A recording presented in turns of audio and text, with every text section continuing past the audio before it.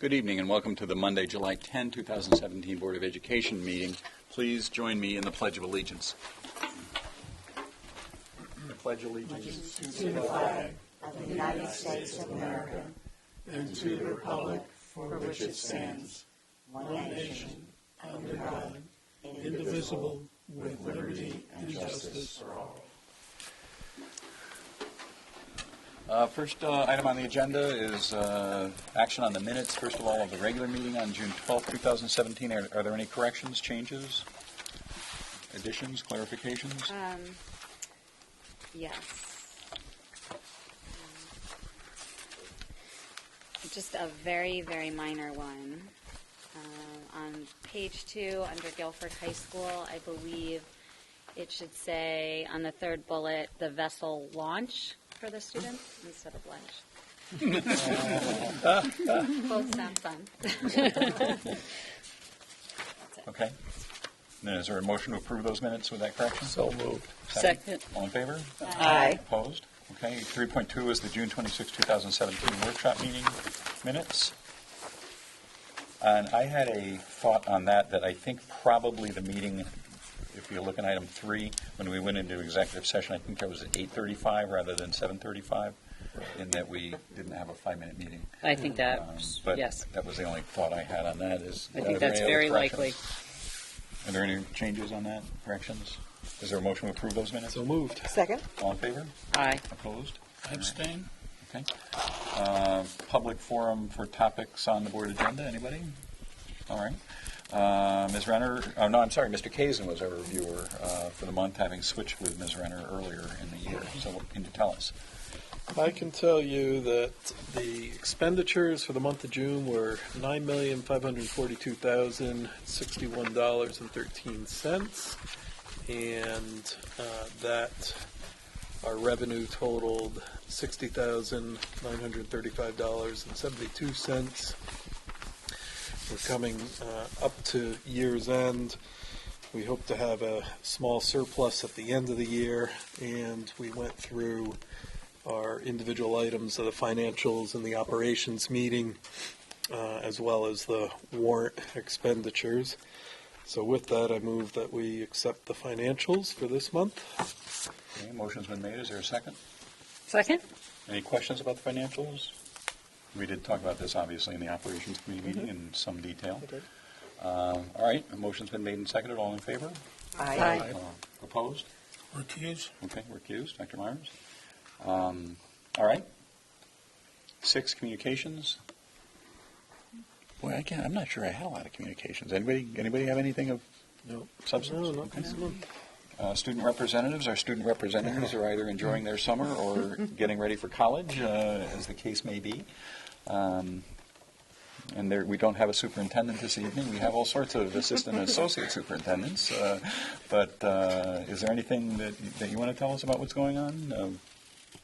Dr. Keene or Mr. Bowden? We're very, very busy. We've been hiring, and we've started our summer programs. Started last week. We have 2 Title I programs going on, one for 2nd and 3rd graders in math and science, a STEM program, similar to what we did at Baldwin a couple of years ago. And we'll be having a report on that for you later this summer so that you can actually see what the students are doing. And also our summer literacy program is also focusing on nonfiction reading around a unit called My Amazing Body. So both our 1st graders from all 4 schools and the 2nd and 3rd graders from just Lakes, because it's part of their grant allocation, are working on science topics this summer, and it's going very well. So we've been very busy in the last couple of weeks, and as well as, trying to do a lot of the hiring. So, Jason, anything you want to add to that? Other than we're, just a reminder that we're currently in negotiations with the admin assistant paraprofessional union, and we're moving along with that. We will have only one negotiation for next calendar year, which would be with the nurses. So I'm looking forward to not having all our bargaining units all in the same year as we had this year.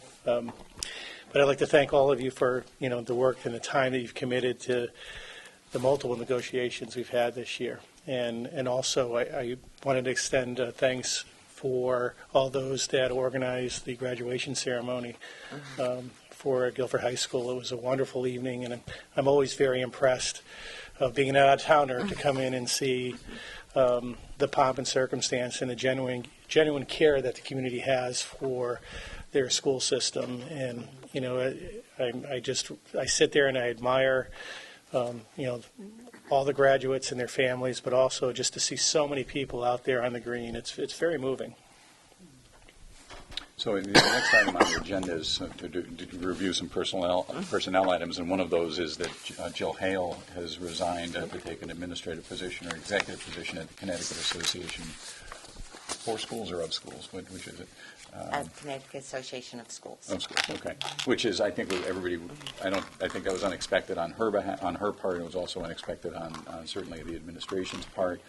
A great opportunity for her, and one that we certainly congratulate her and send her on with our best wishes. But can you tell us what's going on in terms of hiring a new principal at Lakes? Well, I can tell you that the process has begun. Their paper screening is occurring right now. People have applied, and Dr. Freeman is reviewing all of the applications. I know he's been sharing some with me, and I think some with Jason as well, just to see who looks like good candidates, from just the paper screen. And then the committee has been formed, and they will begin their work in the 20th. Yes, so next week there is a meeting, Dr. Freeman is meeting with staff, I think, at Guilford Lakes. The committee is meeting the following week. We're meeting the following week, and then also doing interviews that week as well. So we have a pretty busy last week of July. So there's an aggressive timeline. We're hoping to have someone in place, if possible, by our administrative retreat, which is mid-August. And that will also give some transition time before Ms. Hale leaves. I think Dr. Freeman said also that if that timeline doesn't work for some reason, he's already talked to Kit Bishop, who was the interim at Cox, who did a good job there. You're right, Mr. Stevenson. And so there is a backup plan. There is a plan B. Yes, I think there are a couple of options in case an interim needs to be in there for a couple of months, depending on the contract. If someone's coming with a contract that may have a waiting period. Right. So, anything else happening that you want to tell us about?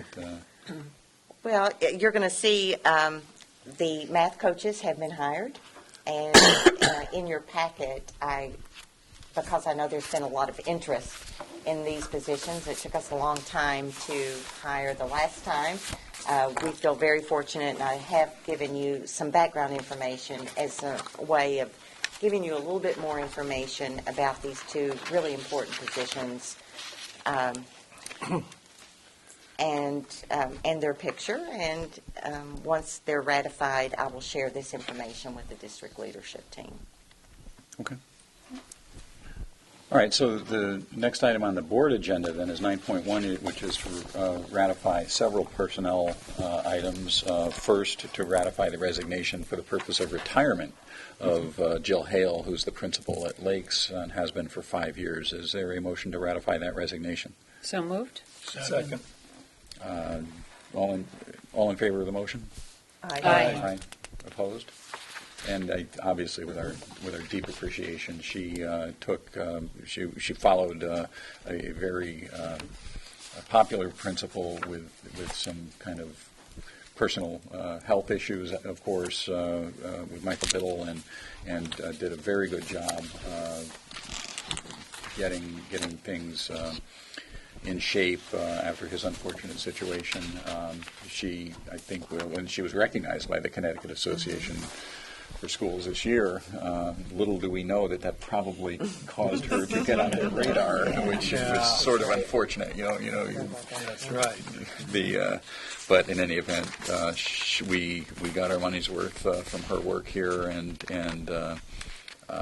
I think I speak for the entire board when I say that she goes with our best wishes and thanks, and wish her the best of luck in her new situation. Second resignation for the purpose of retirement is Louise Worrell. Is there a motion to ratify her resignation? So moved? Second. All in favor? Aye. Opposed? This is, I should note, a second grade teacher at Lakes, 45 years of service to the town of Guilford. That's A lot. pretty remarkable. Mr. Bloss, if Yeah, I may mention, please. my children were at Lakes. We never had the opportunity to have Ms. Worrell as a teacher, but I can say with great confidence from friends whose children were in her classes that she was really a treasured teacher. She was part of the multi-age program that existed there for years and years and years.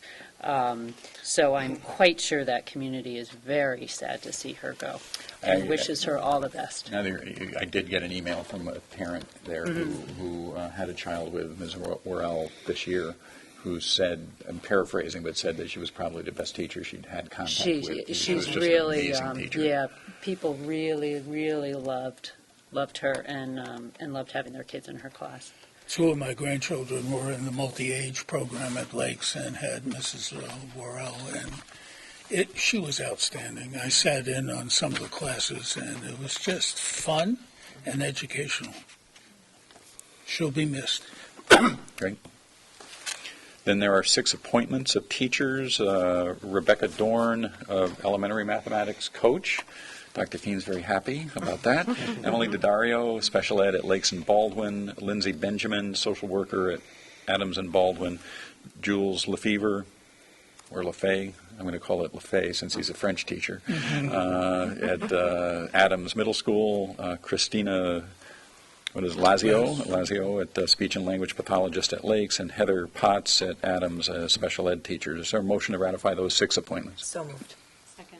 All in favor? Aye. Opposed? Okay.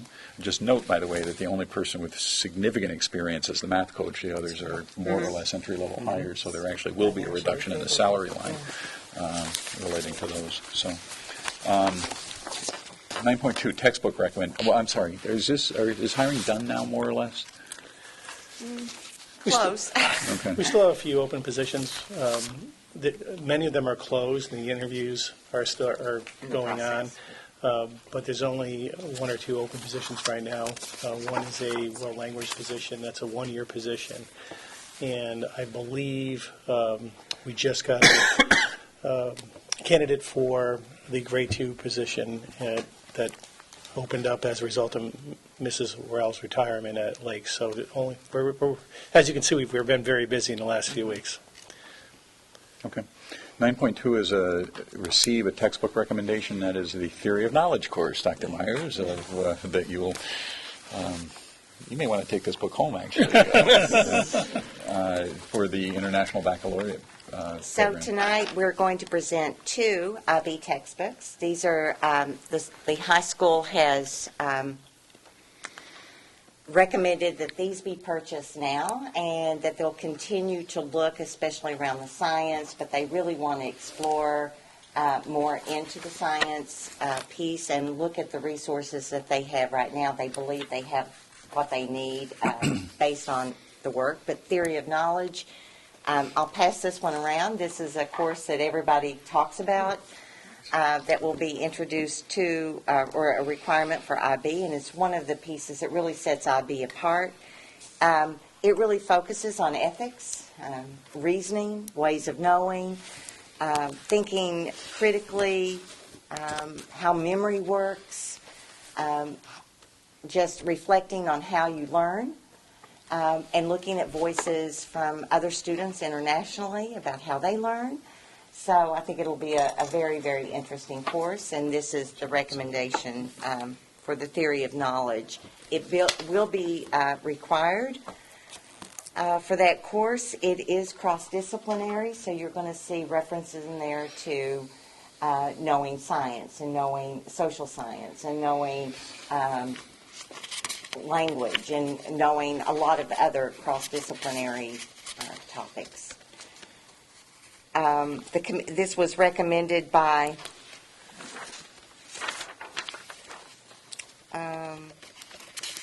Julia Chaff and Kevin Buno, who's going to be teaching that. They looked at a couple of other texts as well and decided that this was the one that they wanted to recommend.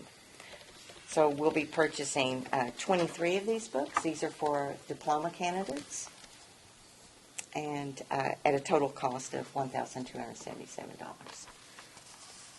Can certificate candidates take that course? I don't think this year they will be. This isn't like a standalone course. There isn't an IB certificate for theory of knowledge. There's only an IB certificate for those courses. This is the one that goes along with the diploma program. Okay. And do we need, is it just listed as a receive? Is that accurate? You don't need it tonight? No. Okay. So will they have one section, do you know yet? I mean, are there 23 kids, is that right? 23. So will it be one TOK course? I'm not sure. The last time we talked with Ms. Chaff, they were still scheduling and looking at how to work the schedule so that students, but there's their two teachers. understanding. No, one teacher, One. Oh, I thought Kevin you said- Bruno. I thought there was somebody else. No, Oh, Just Kevin. Kevin Buno is the teacher, and then Julia and Ms. Chaff. Chaff is Right, okay, sorry. coordinating the Okay, program. Yeah, okay. It's interesting, the copyright date is 2013, which in a textbook normally you'd think you wouldn't even be looking at a book that old. Not an issue with this. I don't think so. They were pretty careful, and they also went with recommendations Did they from learn to stay the same? the IB consultants. They must have, right? I mean, the IB Sure. consultants must have kind of bibliographies they can suggest or. Okay, so Bring it that's, right in. I know that will that's be right. available at central office if anybody wants If to you're take a look buying at it, it it's during just- normal business hours, and then it'll be on our August agenda. Okay. And you have another one. The second one is the mathematics standard level. This will be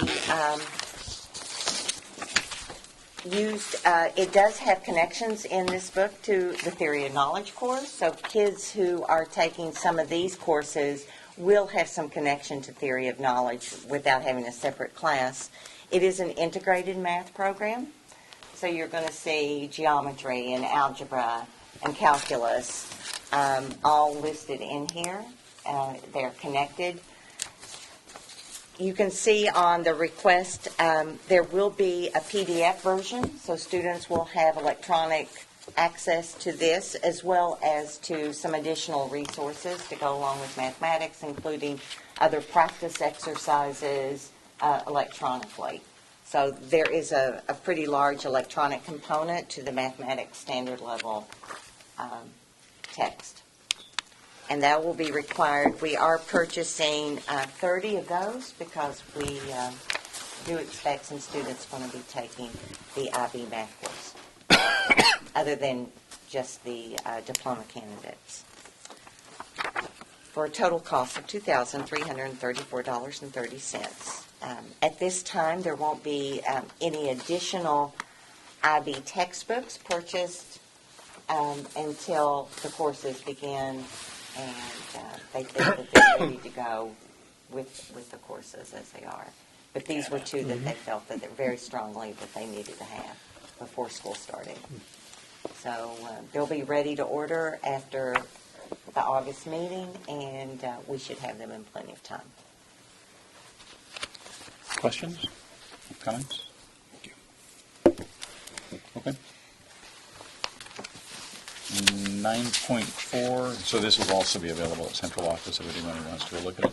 9.4 and 9.5 are related, have to do with the bidding and the resolution on the technology lease. I've asked Ms. Renner to summarize this for us. Sure. First, 9.4 is sort of procedural. We've been asked to waive our bidding requirement regarding obtaining financing for our technology purchases and the technology lease. And the reason that we've been asked to not go the whole full-blown bid procedure is that it doesn't really apply in this situation, and it's not particularly fruitful because there are not that many financing companies or banks that are really interested in doing this. So what we've done is we've contacted, and please step in if I'm leaving anything out, we've contacted everyone that we've used in the past for the past number of years to get prices. And there's not much more to it than that. As far as actually going out for bids, checking qualifications, it's not really relevant. We're strictly looking for financing, and it's a matter of really the percentage. So that's the first question is can we go ahead and agree to waive our bid procedure? And I'd make a motion that we should do that. Well, and I would point out that we did receive 2 fully qualified proposals. And We did, that'll be, And the third this- company was approached and said, thanks, but no thanks. Yeah, right. We Right. approached 3 and we got 2 proposals, so it's not as if we're just going with one vendor. I mean, we have actually had sort of a mini bid here. So motion's been made, then is that a second, I take it? Yes. Okay. Are there any other questions, comments? Okay. On the motion to waive the bid requirement for the technology lease, all in favor of the motion? Aye. Opposed? Okay. And then 9.5 would be? the lease itself. Yes. So TD Bank Financing, is that what it goes by? TD Equipment Financing. TD Equipment Financing has proposed 1.8%, 1.88. 1.88%, which is significantly higher than what we paid a year ago with the same bank, but that's what's happening out there. So it's not surprising. 1.88%. The second price that we received was over 2%, 2.3 in the range of 2.43, 2.43. JP Morgan. So substantially higher. It's apparently not something they're interested in doing. So we have a quote of 1.8% from TD Equipment Financing. The other factor here is that since we're using them now, the paperwork and documentation is all in place. It'll be pretty streamlined for our attorney to review it, so the fees should be minimal compared to what we have to go through with somebody, brand new. So I'd make a motion that we go ahead and accept TD Equipment Finance. Second. And authorize the board to enter into the lease? Yes. Yes, okay. Okay, motion's been made and seconded. Are there any questions, comments? We've been doing this in this model for several years now, and it really does seem to work effectively, so. All in favor? Aye. Opposed? Okay. 9.6 is some budget transfers. Maybe you can summarize that, too. Sure. Again, here we are at the end of the fiscal year, and some of our budget categories have been overexpended, which is not a surprise. We've been talking about these same areas throughout the year. So we have excess amounts in certain of the categories and shortages in other categories, and we would propose making some transfers to take care of the overages. So based on the current projection of spending from now until we close the books for the year, we would like to transfer some excess amounts from the salaries line, $395,000, employee benefits, $110,000, supplies and materials, $170,000, and capital, $115,000. Those underexpended amounts would then go to the following 3 categories: purchase services, $490,000, tuition, $90,000, and transportation, $210,000. So I make a motion that we approve those transfers. Second? Questions, comments? No, I think you're right. This is not an unusual thing in a budget of over $50 million. These actually are rather close when you really Yeah. think about it. They're all within 1% within 1% of the budget. So this happens every year, and I think as Mr. Kazin said, we are expecting a small surplus. We're once again not going to go to the Board of Finance and ask for any kind of supplemental appropriation. So I know this was a challenging year because of some of the events in Hartford and some other unanticipated student needs. We know this is hard, and I think Ms. Trudeau has done a very good job in trying to make sure that we are. Absolutely. At the beginning of the year, we remind Dr. Freeman and Ms. Trudeau that going to the Board of Finance is just not on the agenda and is never going to be on the agenda. So, but I think all of us on the board understand that causes some some changes, some flexibility, if you will, and some creative thinking. And I think, once again, you've done that, and I think that should be recognized, that we are in good shape and continue to be in good shape and have been for the past several years. So thank you. So a motion's been made and seconded to approve those transfers. Any other comments? All in favor? Aye. Opposed? Okay. Thank you. And Dr. Balistraci, we have a policy Yes. committee recommendation. The policy committee met, and we have two, policy and a regulation, 6800, student wellness, nutrition, and physical activity, to bring forth as a receive item. The wellness committee, I want to say 4 years ago, did a very large overhaul of both the regulation and the policy. It is now a legislative mandate that we review it every 3 years. So the present Health and Wellness Committee reviewed this over the last year. You'll note both in the policy that we're providing you and in the regulation that there are very few changes, and they fall under, most of them fall under one category, which are changes in text and language to reflect what is required in terms of either nutritional guidelines or kind of dining service regulations. So we had our dining service director as part of the committee on a regular basis anyway, and she was very helpful with that. You'll notice in the regulation, really the one other change is we took out a section, a very small section on a cash system that no longer exists.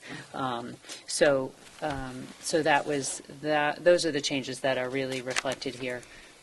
Again, very small because of the great amount of work that was done three or 4 years ago.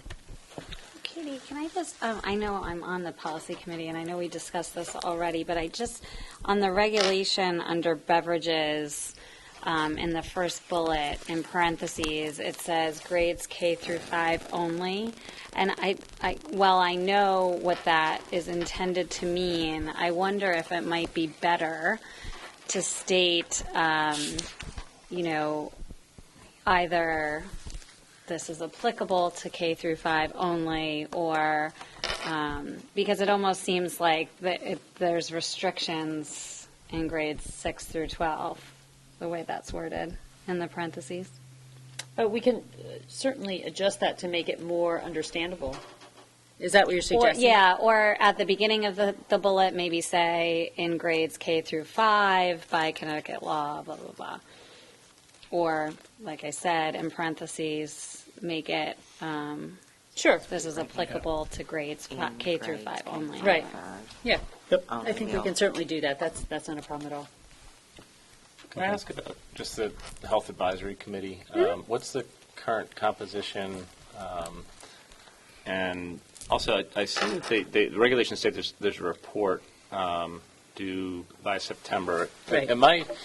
No, you're not. So one of the, so let me answer your first question. Joel Raven, Joel Raven, who is one of the deans here at Guilford High School, is the chair of that committee. He took that over 2 years ago, 3 years ago from Nancy Bishop, who did it for many years.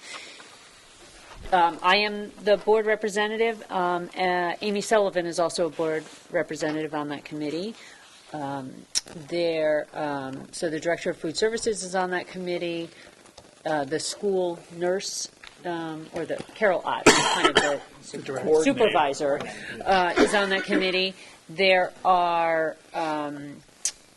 teachers, faculty from various schools, physical education teachers, and there are community members. And in fact, when we reviewed the policy, we had 2 or 3 students who participated as well. It was, I was on the committee when we did this large overhaul, and I think at that point we were meeting every month and sometimes twice a month. The committee at this point is meeting 3 times a year. We are doing, trying to do a newsletter at least twice a year. But again, there's a little less involved given how well established. So there's a newsletter that comes out specifically from the Health Advisory Committee. That's Have we right. gotten that over the last year, I guess? The second one went out, the first one went out in the spring, I think, I'm sorry, the fall, and the second one out in the spring.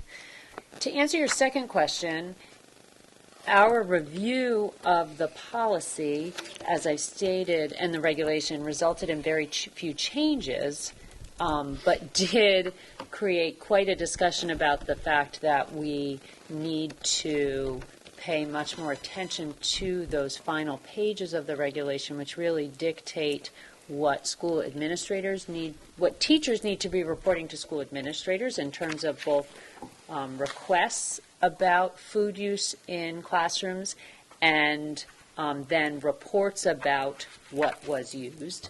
The second step is that district administrators are then supposed to report to the Health and Wellness Committee about what was happening in their individual buildings, and the committee is supposed to then be reporting to this body. And that process has fallen apart over the last couple of years. So much of our discussion at the last meeting and in our upcoming meeting is about remedying that situation. So do we expect a report this year before September 30th? No.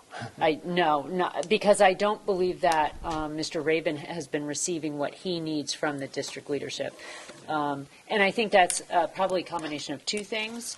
At least one, some turnover in the district leadership, and two, that the Health Wellness Committee has not kind of done the oversight that probably was necessary for that. So we're remedying. In my again, early both years of on the board, those. actually, I served on the committee for a year or two. But the other thing I noticed looking over the regulations is they do devote a substantial amount of space to talking about physical activity and recess. And that's an area that I continue to hear from various constituents, including my children, about issues with, the balance between safety and encouraging appropriate activity, with sometimes things falling less on the activity side. I don't So know. that's an interesting, and I'm not sure under what jurisdiction that might come. So certainly, one of the things that was incredibly helpful was we had at least one, I think probably two, we have physical education faculty on the committee, but we've also had community members who have been either physical therapists or otherwise very involved in physical education. And so their influence was very much a part of the rewrite we did 3 years ago. One of the continuing discussions on the committee is a balance about kind of what the committee's role is, how much they can put forth, and then what has to happen within each school. I would suggest that what you're addressing is probably more of a school issue than a committee issue, which is what is happening in recess and what are people's concerns about that. But they do talk about the report having listing of daily physical activity opportunities throughout the school year. I mean, it just seems like it might be a good opportunity to, assess what is going on at the school level. I mean, even if it's not their duty to change it, but to report it. Well, so one of the first steps is that at the beginning of the year, there's going to be, we talked about creating, not only providing the policy and regulation to the district leadership team, but creating even kind of a bullet point short version that would highlight the things that are going to be important, everything from what the policy and the regulation put forth, and including kind of the reporting that needs to happen at the end of the year. Certainly, kind of physical education would be part of that, but if there are particular concerns about what's happening that you think are reflected in the regulation, I can certainly bring that back to the committee.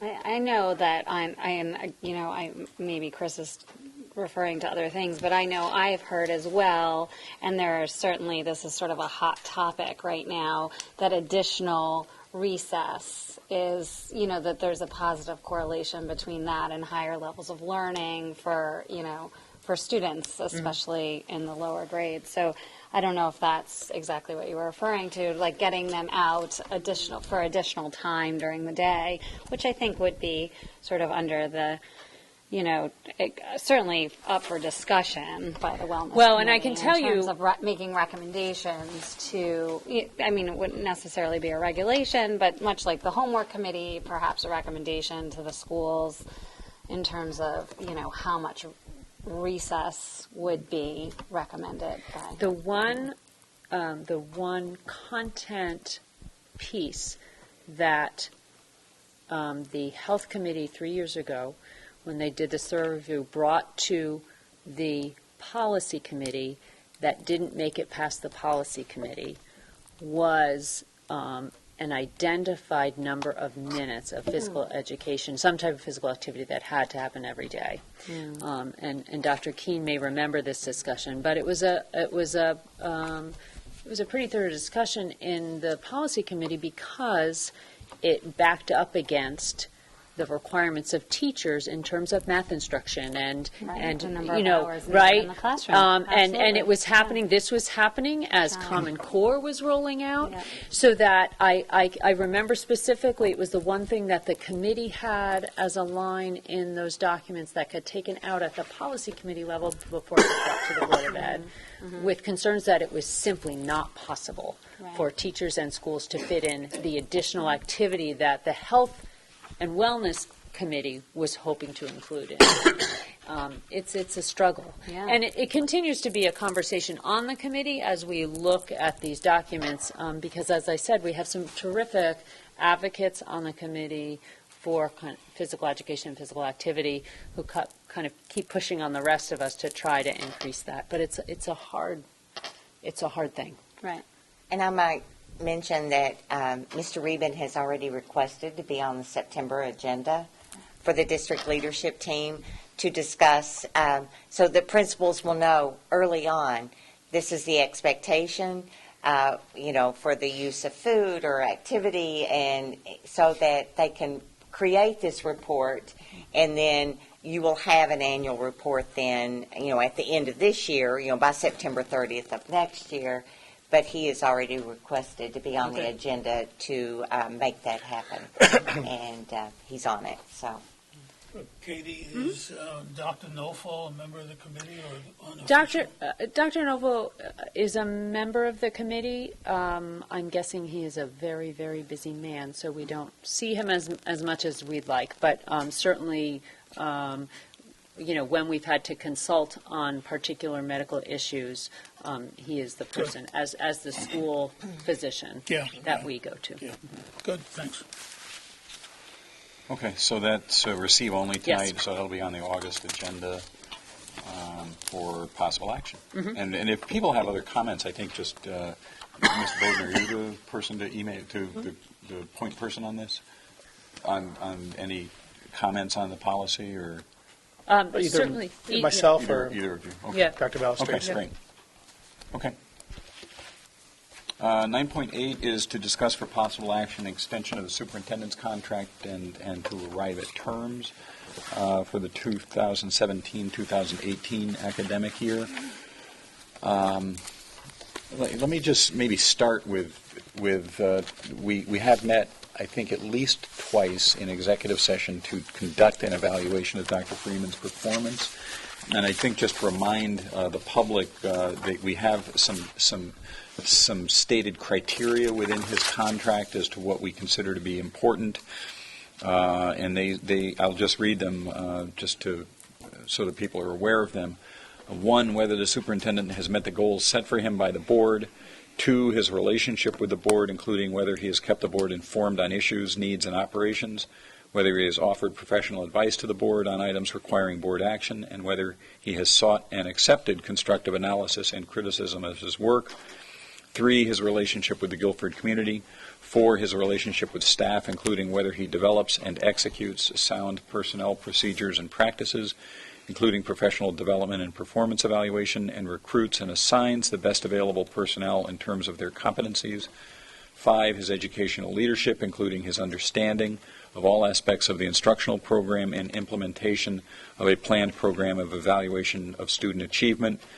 6, his leadership on business and finance, including whether he has ensured that funds are wisely spent and has reasonably and fairly evaluated financial needs as part of the budget development process. 7, his personal qualities, including maintenance of high standards of ethics, honesty, and integrity.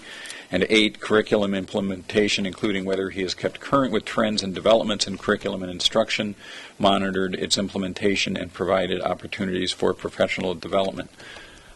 In addition to those, the contract also says that the board may consider the overall needs of the district in setting forth compensation under the terms of the agreement. And I think we agree as a board that that refers to financial issues. And the contract itself builds in that it's a merit pay contract as opposed to some other contracts where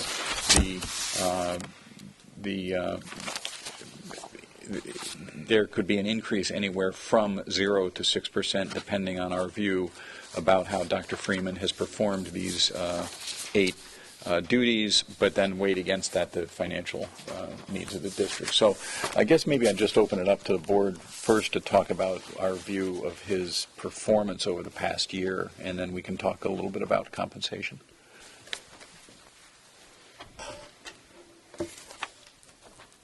Well, one of the things that I have always valued is that Dr. Freeman, he did it this year as well, provided us with I want to say probably a 14 or 15 page write-up in response to those 8 criteria, which allow us to reflect on kind of his own kind of self-evaluation and help us really with that discussion. And I have been very pleased and impressed with how he met those 8 criteria. I find that self-evaluation or self-reflection very helpful. I must say there are even times where I felt like I learned something a little bit new, as much as I think I'm really paying attention to absolutely every single thing that goes on in the district. So I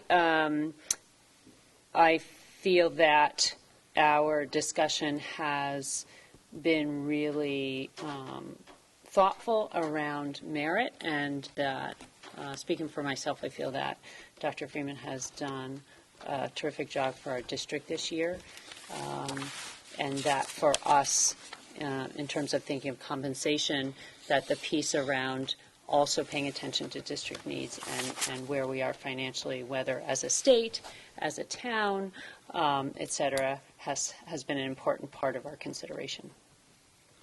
The other thing that strikes me about Dr. Freeman is just his involvement at the state and national level, which I think benefits all of us to really, get some of that experience, and really broader perspective on things. And I think that's something he really brings of value to this board and this district. Dr. Friedman is the 3rd superintendent that I've had the pleasure of working with since I've been on the board, and he has a international perspective on education, which I'm thrilled to see, which accrues back to teaching techniques and pedagogy for our teachers within Guilford. I think he has done an excellent job in the time he's been here, and I look forward to having him as a superintendent for the foreseeable future. I'd echo everything that's been said by Katie, Alan, and Chris. I had the occasion to visit with some other districts as part of this energy performance study we've been doing. And when I tell people that I'm on the board in Guilford, they say, "Oh, you're so lucky." And they all point out that the excellent reputation statewide, from what I can tell, that Dr. Freeman enjoys. And I am very happy to tell them that they're absolutely right, that he's done an excellent job for us. He's created the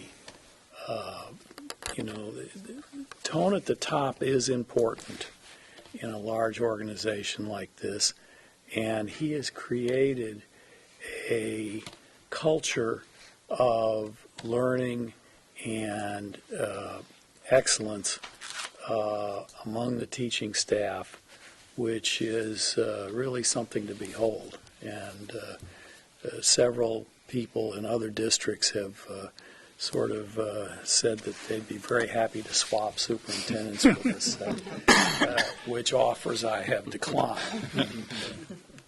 Yeah, I'd agree. I think that it's, the priorities for which we set for our students, the same priorities resonate with the staff under Dr. Freeman. I think he sort of sets that culture, as you say, and has, there's an excitability factor behind that. And everybody has a growth mindset, the staff, the students, and, he's really established that in this town, in this district. So that's wonderful.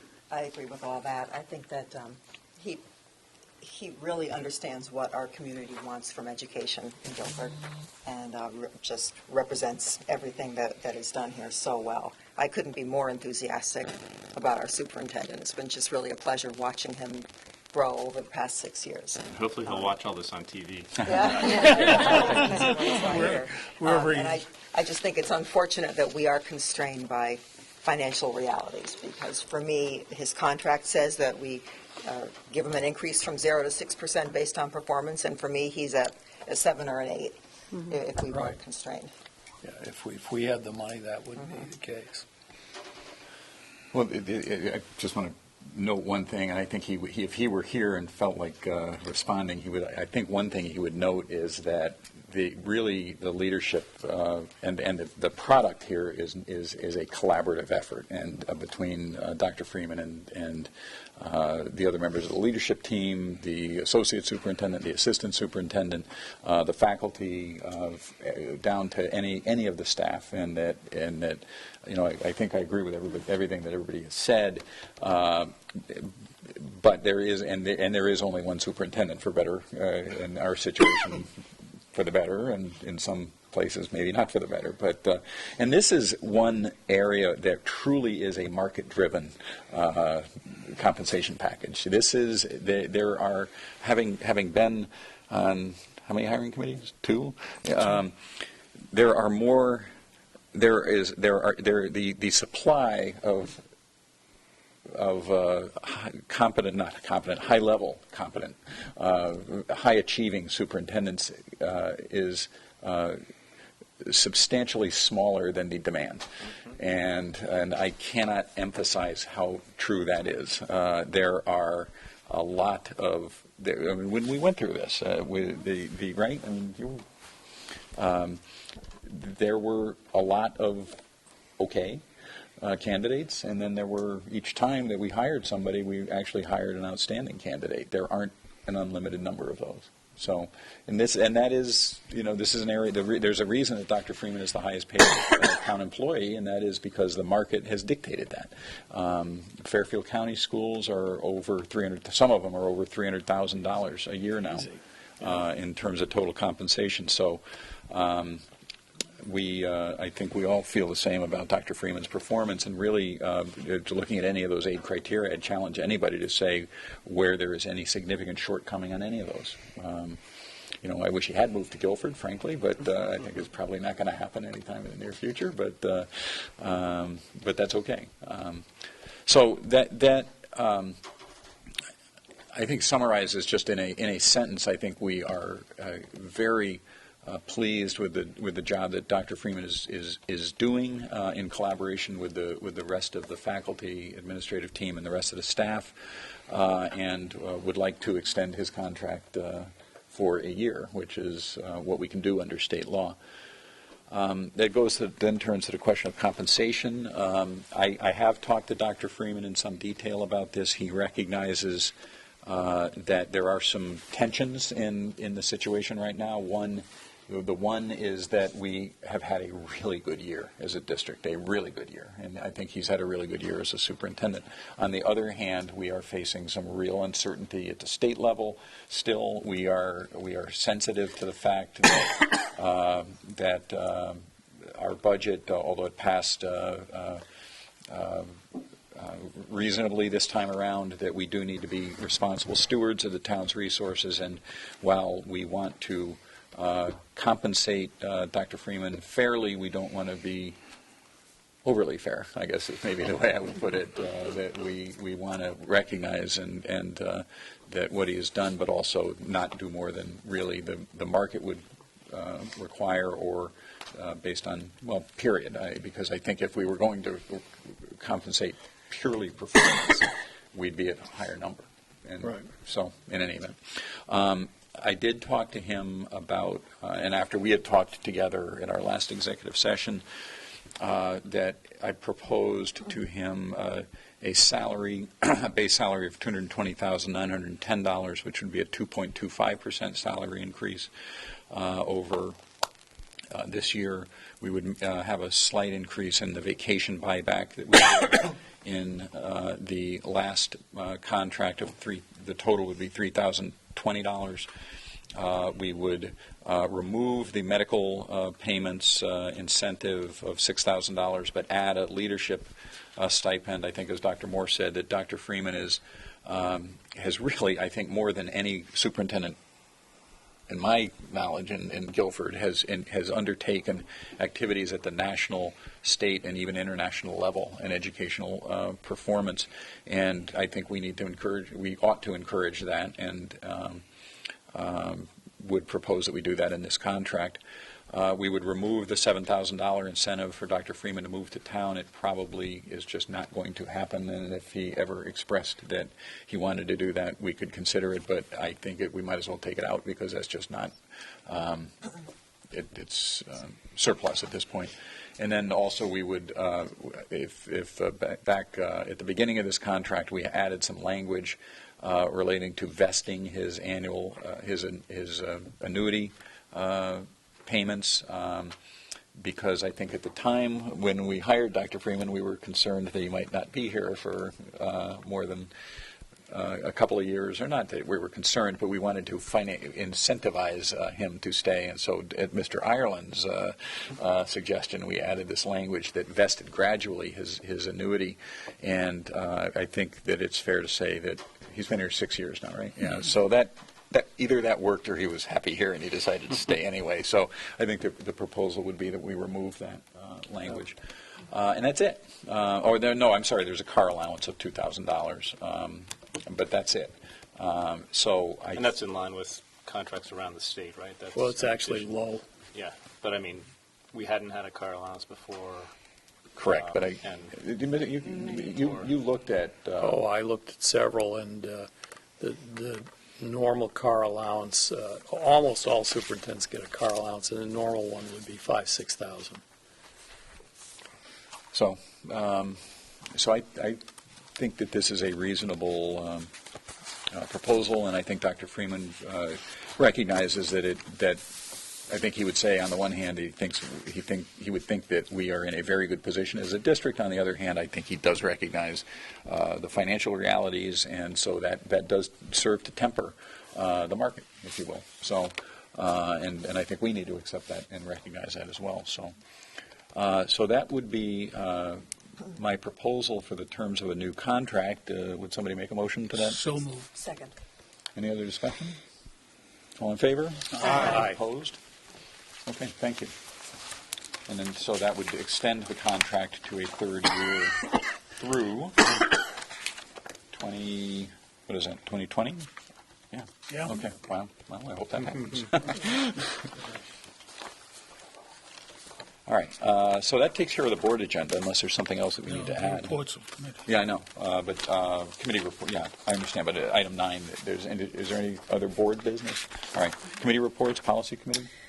Policy Committee, we will, I'm looking at Mr. Bowden because we just met a couple of weeks ago. Obviously, we went over the Health Wellness Committee minutes. We are going to be possibly meeting again this summer, and we will certainly post that meeting if we do that. Our next official meeting isn't until the fall, but we often meet in the summer to try to look at what's come out of the legislature, what kinds of things we need to pay attention to in terms of any new regulations or any statutes. Mr. Byrne, do you have anything to add? What am I?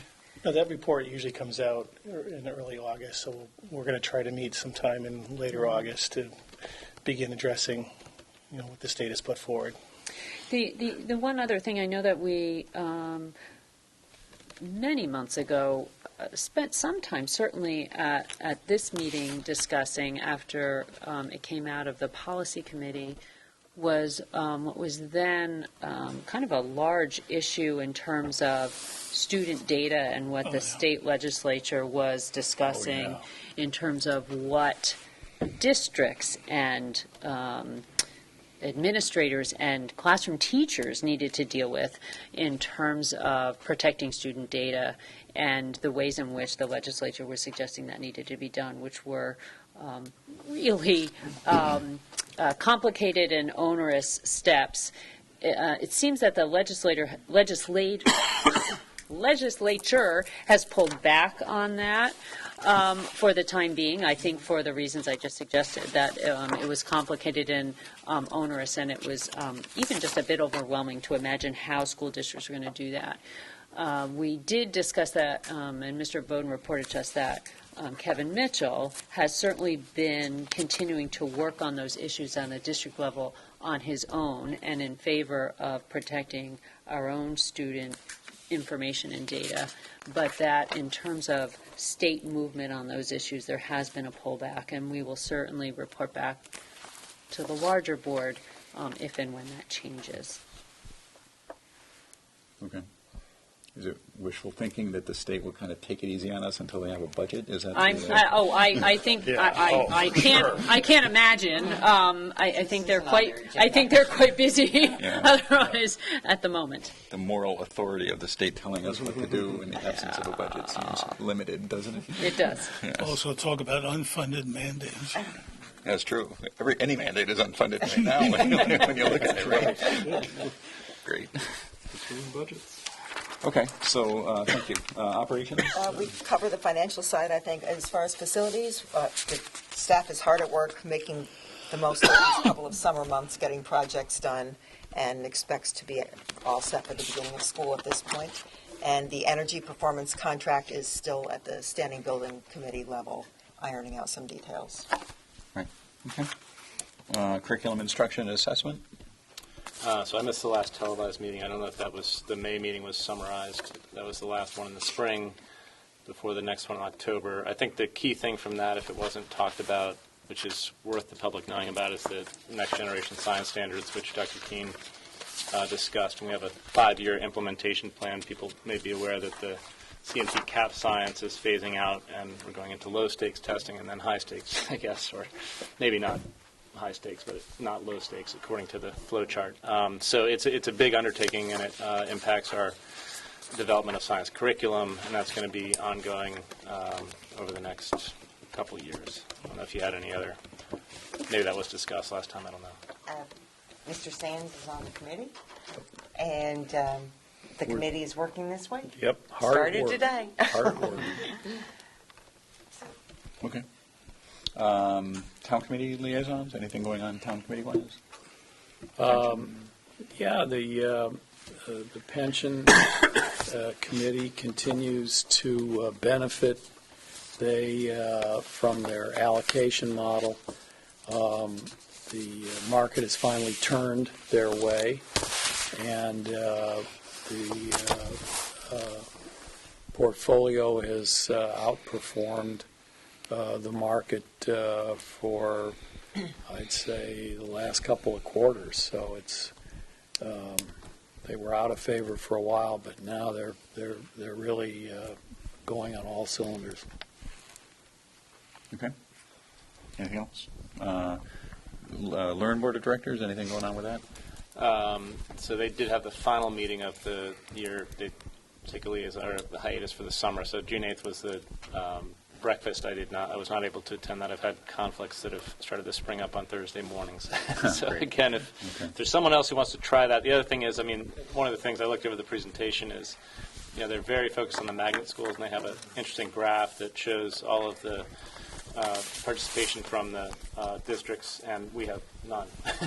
We have we're on the We have one western next edge. My You know. child is going next year. Oh, really? To marine Oh, science. is that right? So we'll have one, yeah. There we go. Where? Marine science. Oh, really? Yeah, That's one of the kind of the difficult things about Learn is we are the extreme west Yeah. town. You know, when I joined the board, one of the ideas was that they were going to that as a method of integrating New London, they were going to bus kids, give kids a choice to go to any other Learn school, and we made some seats available, but we were.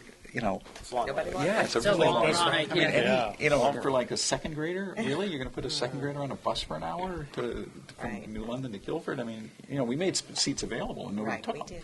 But that is one of the uncomfortable things about it. On the other hand, it sounds great. Right? But if anyone is interested in, it is interesting, you know, just to see how it works. And one thing I actually pushed for during my, you know, short time there was getting a discussion topic for the boards, because that's the thing that I found most valuable is that you have board members from many other towns, and having 15 minutes to talk about how they approach committees or budgets or, you know, things like that. I did find that helpful, so we got that on as a standing agenda item. So if anyone, even if there was a rotating member, I think it might be worth trying to, you know, I could probably make one, you know, like a season or something. It's just that, you know, I think it's good for the experience, but I'm not sure that we have a lot of impact or, you know, that sort of thing. But something to just consider maybe for the fall. Okay. Item 11, public questions. Any public have a question? No? Okay. And then is there a motion to adjourn? So moved. Second. All in favor? Aye. Okay. Thank you very much. Record to show. Presenting.